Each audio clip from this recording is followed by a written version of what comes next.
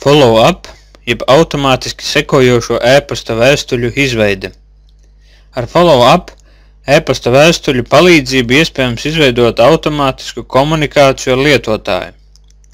Pašas ēpasta vēstules, teksta izveidošana un ievadīšana ir identiska, kā to darījām opt-in vēstulē.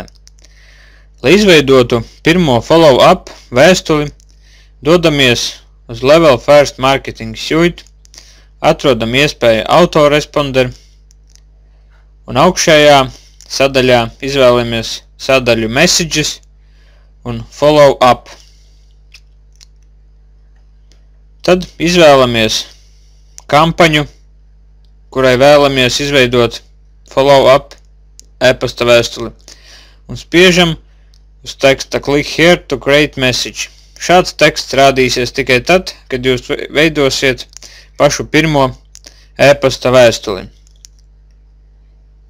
Pirmajā vēstulē, kurā nosūtās uzreiz pēc tam, kad lietotājs ir apstiprinājis savu piekrišanu, parasti iekļauj apstiprinājuma tekstu, kas apgalvo, ka viņš ir veiksmīgi parakstījies. Tāpat ieteiktu iekļaut informāciju par to, cik bieži jūs plānojat sūtīt ēpasta ziņojumus, kā arī, protams, noslēgumā kontaktinformāciju, caur kuru vienmēr jūs var sakontaktēt. Lūk arī piemērs, kāda varētu izskatīties pirmā follow-up, jeb sekojošā ēpasta vēstule. Tā kā šīs ir sekojošās ēpasta vēstules, tad laukā Send After mēs varam norādīt, pēc cik ilga laika tiks sūtīta nākamā ēpasta vēstule. Tā kā šī ir pati pirmā, tad ierakstam šeit 0, kas nozīmēs, ka viņa nosūtīsies pati pirmā. Tālāk laukā Subject izvēlamies ēpasta vēstules tematu. Tā kā arī opt-in vēstulē, arī šajā es izvēlos un iesaku jums uzrunāt lietotāju personīgi vārdā.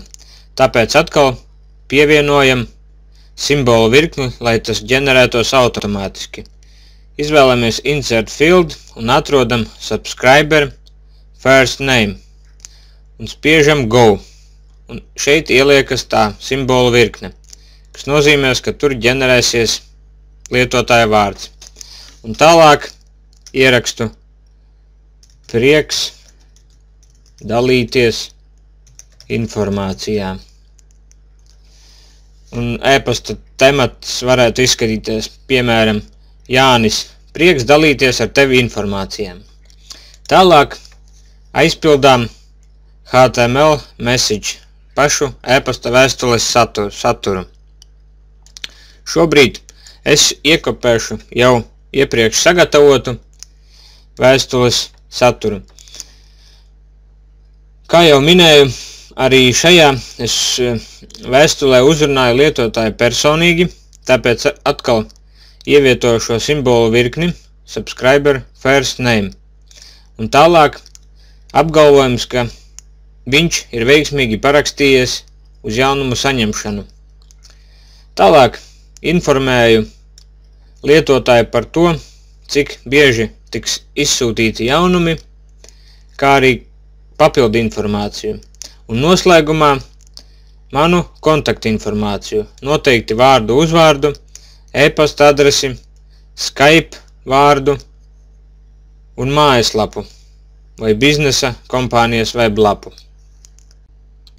Tālāk šo pašu tekstu no HTML lauka iekopējam arī laukā text message, kur vēstules saturs attēlojas bez formatējuma. Kad esi iekopējis šajā laukā tekstu un aizpildījis visus pārējos laukus, spied pogu Add un tiks izveidota pirmā sekojošā ēpasta vēstule. Lūk, šeit jūs redzat, kāds ir ēpasta temats, cik ātri viņa tiks nosūtīta, pēc tam arī redzēsi, cik vēstules ir aizsūtītas, cik atvērtas, cik klikšķi bijuši un šeit ir iespējas labot, sūtīt testa vēstuli. Lai izveidotu nākamo e-pasta vēstuli, kas tiks nosūtīta pēc šīs tikko izveidotās, spied uz šī simbola, plusiņa un sāc veidot vēstules tekstu. Norādi, cik dienas pēc iepriekšējās vēstules izsūtīt šo tikko veidojamo e-pastu. Lūk, šeit ir viennieks, tātad šī vēstule, kuru šobrīd veidosiet, tiks nosūtīta 1 dienu pēc iepriekšējās vēstules nosūtīšanas.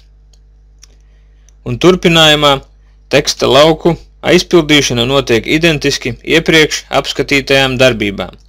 Šādā veidā tu vari izveidot automātiski sekojošās vēstules nedēļas, mēneša ietvaros, izplānojot savu e-pasta mārketinga kampaņu.